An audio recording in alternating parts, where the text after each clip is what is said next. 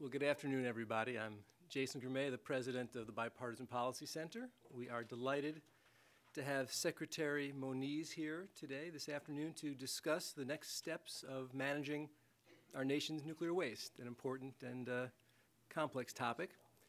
The frame for this conversation is the work done by the Blue Ribbon Commission on America's Nuclear Future, which completed its work a little over 3 years ago.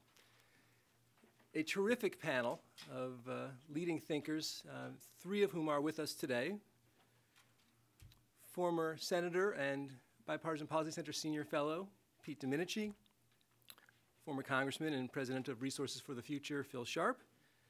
And of course, then Professor Ernie Moniz. So the Secretary is in a unique and I think enviable position today to describe how he is reacting to his own recommendations over the last several months. And I ask him to join me now up in here, and we'll speak for a little while, and we'll have a chance for some audience interaction.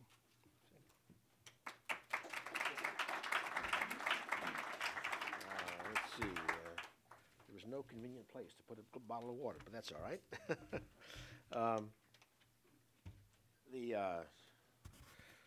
The crack about having to respond to one's own recommendations. I wish this were the only report I had to respond to.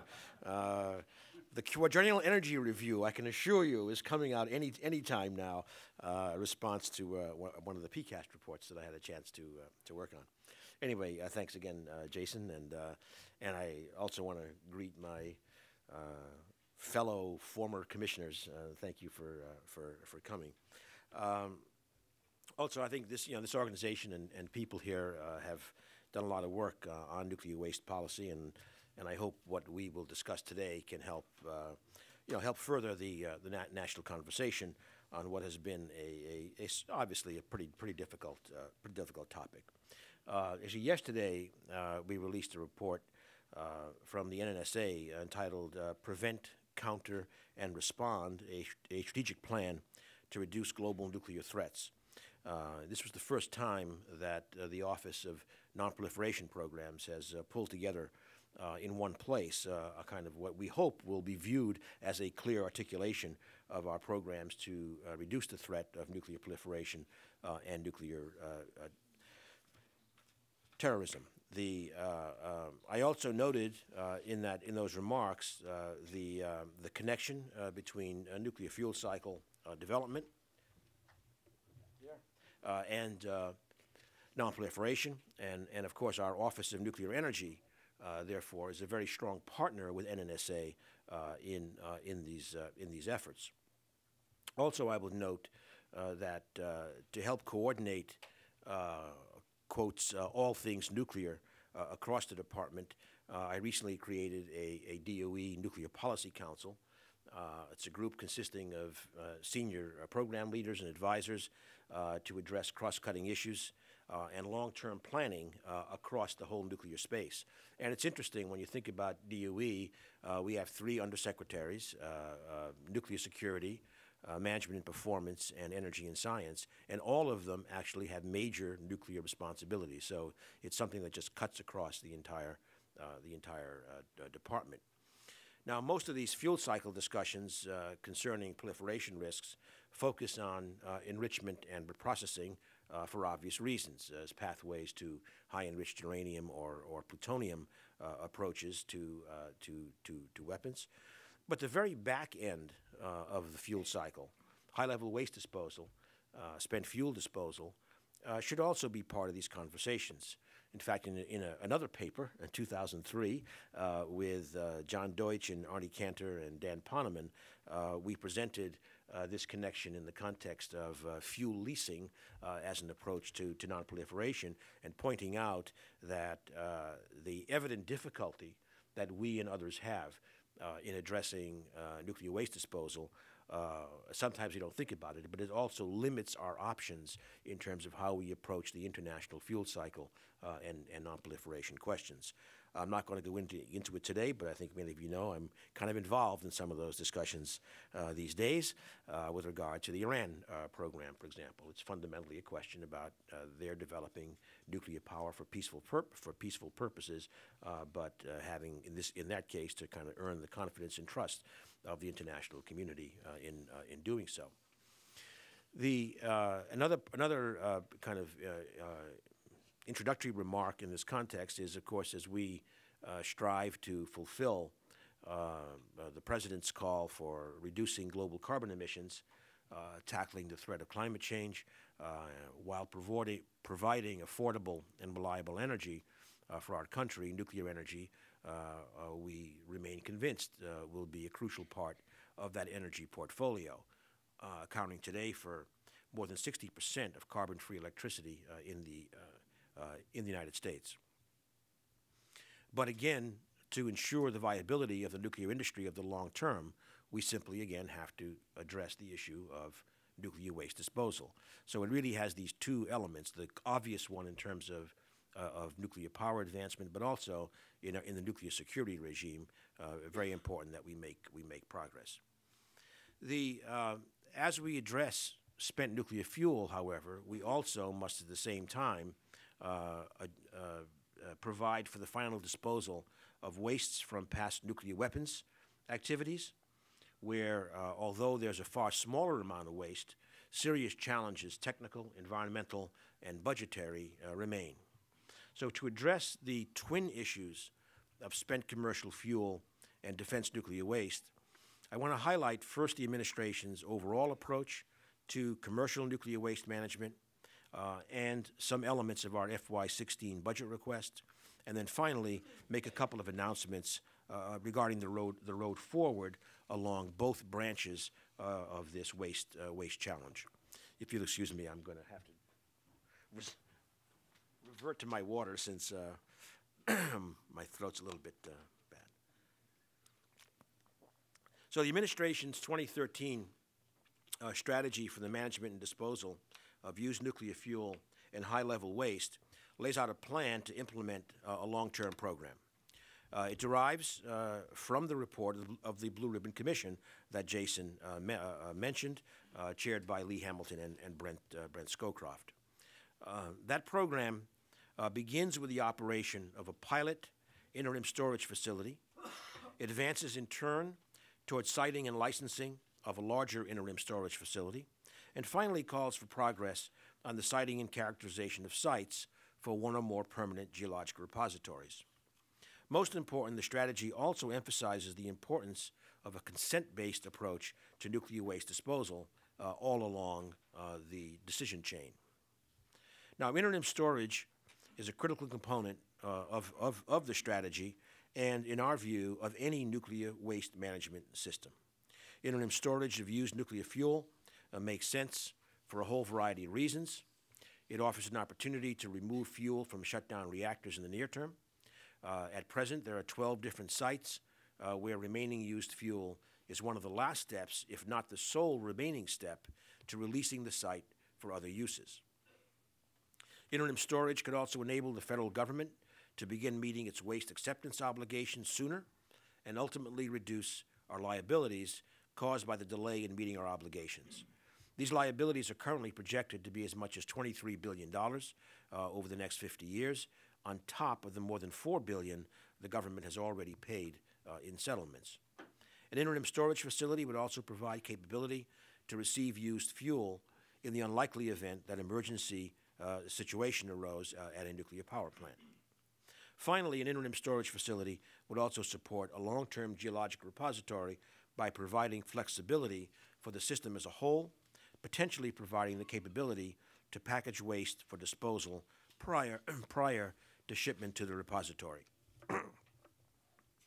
Real progress on the commercial side begins with the development of a pilot interim storage facility with an initial focus on accepting used nuclear fuel specifically from shutdown reactor sites. Such a focus would provide an opportunity to build and demonstrate the capability to safely transport and store used nuclear fuel. Excuse me again.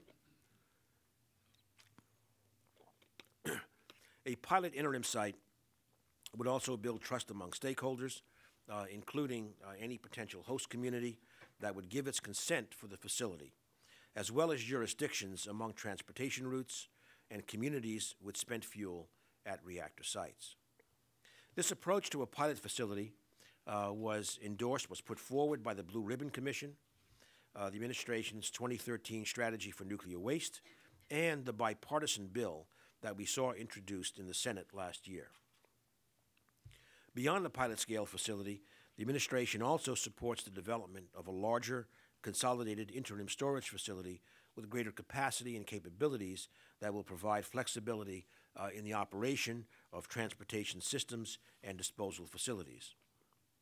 I would note that we were very encouraged to see the recent announcement by Waste Control Specialists, or WCS, for a private interim storage facility.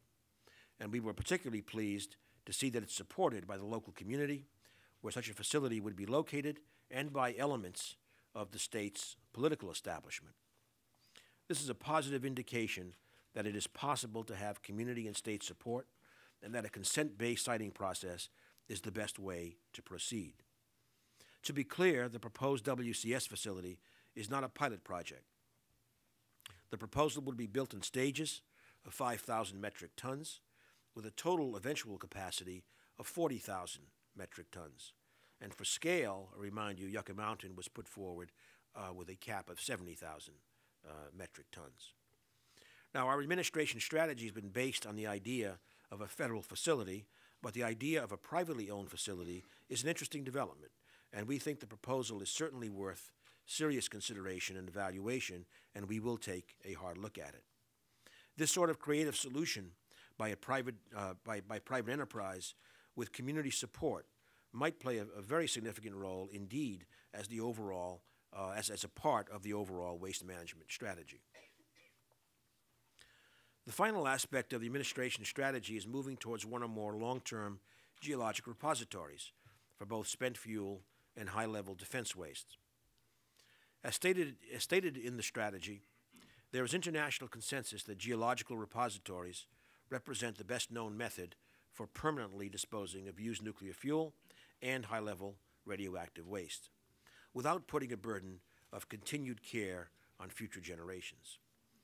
The BRC, Blue Ribbon Commission, thus recommended that the United States undertake an integrated nuclear waste management program that leads to the timely development of one or more permanent deep geological facilities for the safe disposal of used fuel and high-level nuclear waste.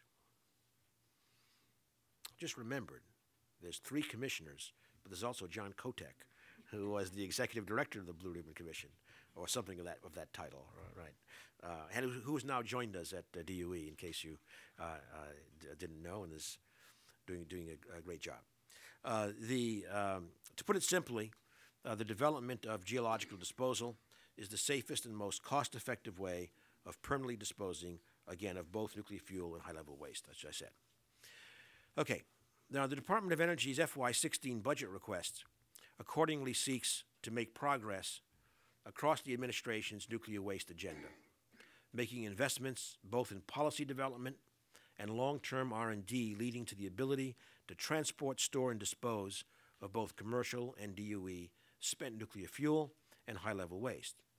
First, the budget includes $30 million for integrated waste management system activities, including $24 million from the Waste Fund, to support preliminary generic process development and activities related to consent-based siting, storage, and transportation. These preparations include site-specific assessments of transportation and fuel handling infrastructure at shutdown reactor sites, along with preparations to secure rail cars, transportation casks, and other infrastructure. We also continue to work closely with representatives of state and tribal governments to ensure adequate preparation for shipments, including training and emergency preparedness. The request also includes $75.4 million for used nuclear fuel disposition R&D activities to support R&D to enable storage, transportation, and disposal of used nuclear fuel and waste generated by existing and future nuclear fuel cycles. Within these used nuclear fuel disposition R&D activities, the FY16 budget request includes $26 million for the department to continue to move forward with its plans for a field test on deep borehole disposal, which was another recommendation of the BRC. The basic idea is that a borehole would be drilled to a depth of approximately 3 miles, with at least 2 miles penetrating crystalline rock. In our experiment, non-waste bearing packages would be put in the bottom mile of the hole to demonstrate emplacement methods. We would also retain the option of drilling a second experimental borehole to be used to examine water flow and other characteristics of the deep subsurface. The anticipated low permeability of rock at this depth, coupled with the long pathway to the surface, make this concept potentially very promising. I'll return to this idea a bit later in my remarks about defense waste. Finally, the Department's FY16 budget also includes $32.5 million to support further the understanding of long-term performance of disposal systems in 3 main geologic rock types: clay shale, salt, and crystalline rock. So that kind of gives you the program of relevance to our discussion today that we put forward in the FY16 budget proposal. But now let me move on to a couple of new things that we want to add to this program. As I've noted, the Blue Ribbon Commission report recommended a consent-based approach, also focused on the dual tracks of interim storage and geologic disposal capacity. As described above, the administration's strategy, the 2013 strategy, embraced those core findings, and now we want to move forward with implementation of that strategy. So first, the department, to this end, the department will take now, moving forward, affirmative steps with a consent-based process to identify 1 or more sites for both a pilot and a full-scale facility for consolidated interim storage of commercial used nuclear fuel.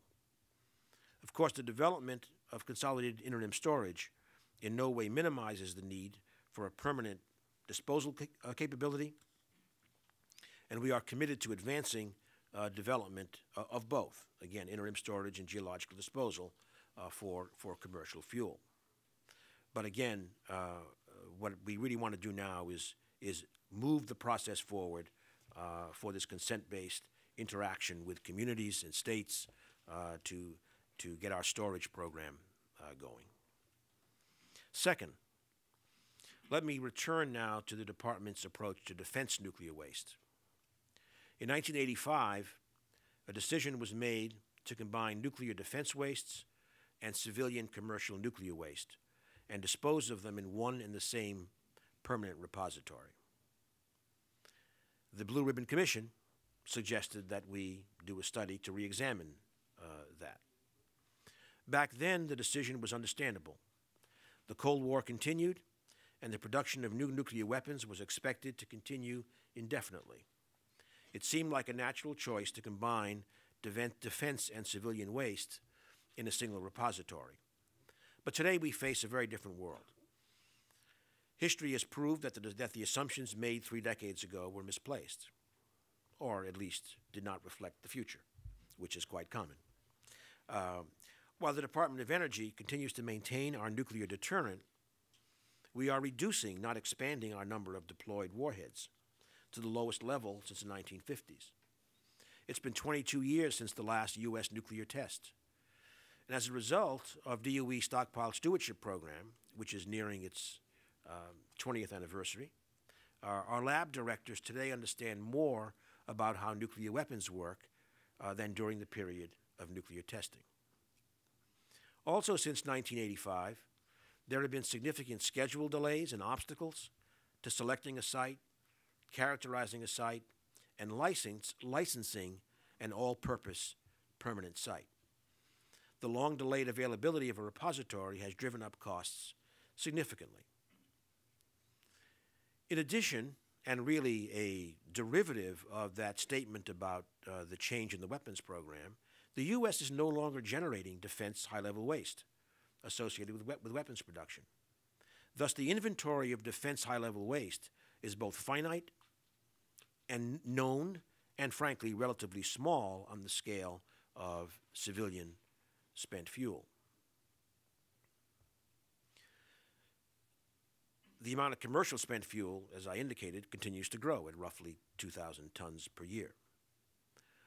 We know also that the volume of defense high-level waste after treatment, again, is going to be very small compared to the total inventory of other high-level nuclear waste and spent fuel. So it's time to update our nuclear waste policies to meet these new realities. Accordingly, I'm very pleased to announce that President Obama today authorized the Department of Energy to move forward with the planning for a consent-based, defense-only repository for some of the DOE-managed high-level wastes. A separate repository for defense waste could allow greater flexibility in the selection of a site, and greater flexibility can help keep costs down. This proposal means that the timeline for disposal of defense waste and civilian nuclear fuel are no longer linked. Some defense waste is also less radioactive, cooler, and easier to handle than commercial waste. This means that a defense repository for these wastes would have a simpler design and could present fewer licensing and transportation challenges. Finally, defense high-level waste streams are heterogeneous, existing in many different waste forms, which could allow for different disposal pathways optimized to those waste forms. Nearly 80% of the inventory of defense high-level waste has been or will be vitrified, that is, put into glass, which means that it could be disposed of in a separate repository with a simpler design. At the Savannah River site, for example, nearly half of the high-level waste has been vitrified and could lend itself to earlier disposal in a separate repository with a more simplified design. At the Hanford site, the cesium and strontium capsules contain approximately 1/3 of the total radioactivity at Hanford, but occupy less than 0.03% of the total projected volume of high-level waste at Hanford after vitrification is complete. These individual cylinders are less than 3.5 inches in diameter and less than 22 inches in length, and that does have the suggestion of a borehole shape. So these are very good candidates for deep borehole disposal. At the Idaho National Laboratory, 4,400 cubic meters of calcined high-level waste, which exists as granular and powdered solids, is currently planned for treatment, but may be more safely and efficiently packaged without treatment and disposed in a borehole or in a defense waste repository. The same is true for granular solids resulting from fluidized bed stream reforming of 900,000 gallons of sodium-bearing liquid wastes that will be treated at the Idaho site. So some of these wastes, such as the cesium and strontium capsules at Hanford, really may be, again, ideal candidates for deep borehole disposal, whereas larger waste forms would be candidates for disposal in a defense-only repository. The considerations that I just outlined present the opportunity for borehole disposal and for a defense high-level waste repository to be selected, licensed, and built sooner. If implemented successfully and in a timely manner, this could also mean reduced ongoing storage, treatment, and management costs for waste currently at a number of DOE facilities around the country. In addition, this process could play an important role in a broad nuclear waste strategy, providing important experience in the design, siting, licensing, and development of the facility that could be applied to the development of a future repository for commercial used fuel as well. To be clear, the administration strongly supports moving forward on a parallel track to address storage and disposal of commercial used fuel. As I already mentioned, we plan to move out in parallel to site, pilot, and full-scale consolidated interim storage facilities that could accept used fuel from shut-down commercial reactors and potentially from other nuclear reactor sites as well.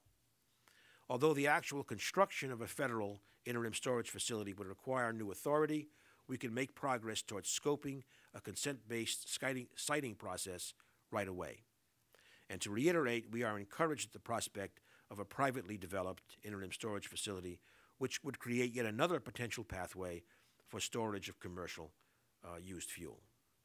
So to sum up, what we've put forward today are 2 steps as part of a comprehensive approach to spent fuel and high-level waste storage and disposal.